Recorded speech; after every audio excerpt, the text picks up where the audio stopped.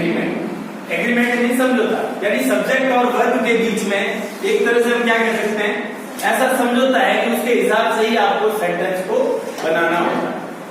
ठीक है, अब जैसे हम बात करते हैं सब्जेक्ट, तो सब्जेक्ट दो प्रकार के होते हैं, plural subject and singular subject. Subject दो प्रकार के होते हैं, सिंगुलर एंड प्लूरल। ठीक है, तो अगर हम प्लूरल सब्जेक्ट की बात करें तो वो है आई, वी, यू, दे। ठीक, और इसके अलावा नाउन के साथ प्लस क्या आता है, एस, है ना।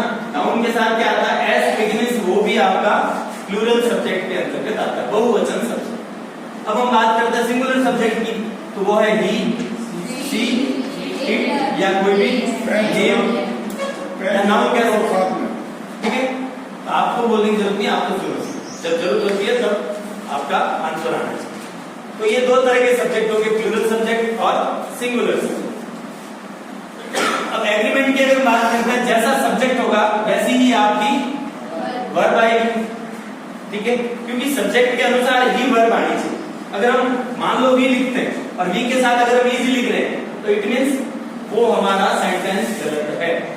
क्यों? क्योंकि हमने जो उनका कॉम्बिनेशन है ना, जो सब्जेक्ट और वर्ब का, उसको हमने सेट नहीं किया।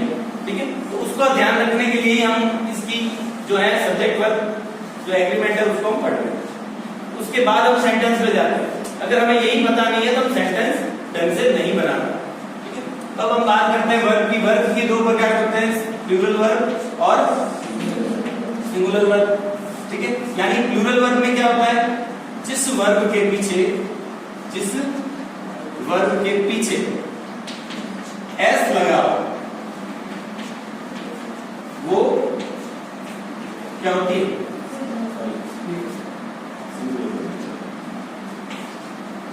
वो क्या होती है, सिंगुलर वर्ब होती है। और बिना एस वाली तो प्लूरल होगी। ठीक है, एस फॉर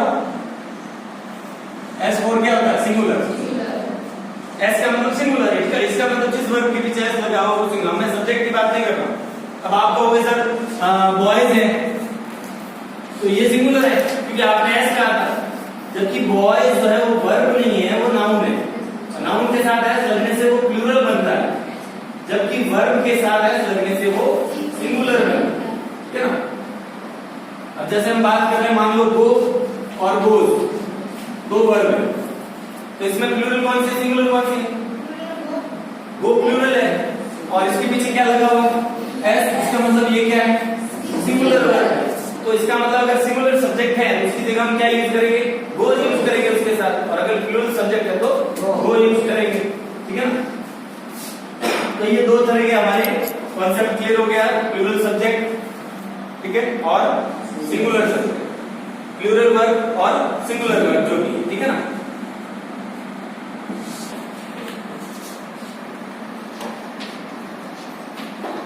ये अब अगर हमें ये गो और गोज में से भरना है तो ये क्लियर कब होगा, जब हमें ये पता होगा कि इसका जो सब्जेक्ट है वो किस प्रकार है। तो राम क्या है, सिंगुलर सब्जेक्ट है, प्लूरल, तो इट मींस इसके साथ वर्ब भी क्या आएगी, सिंगुलर आएगी। तो जिस वर्ब के साथ एस लगा हुआ वो हमारी सिंगुलर है, तो क्या आ जाएगा भाई, गोज। ठीक है ना, राम गोज टू स्कूल।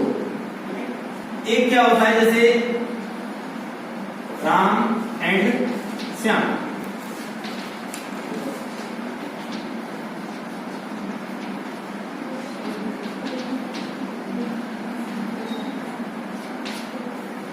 ये is R M, Ram and Shyam. तो पहले तो ये बताओ भाई कि सब्जेक्ट कैसा है,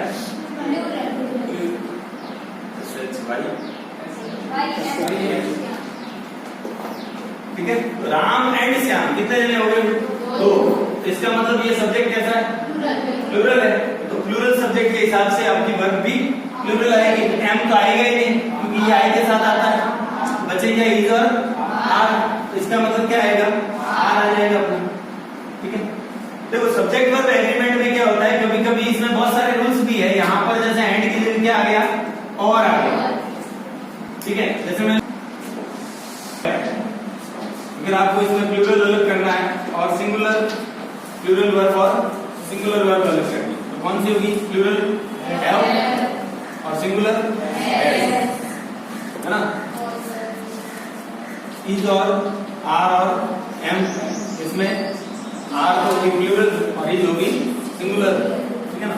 फिर आगे वॉज और वर, इसमें वॉज तो होगी वर तो होगी प्लूरल और वॉज होगी सिंगुलर, ठीक है ना?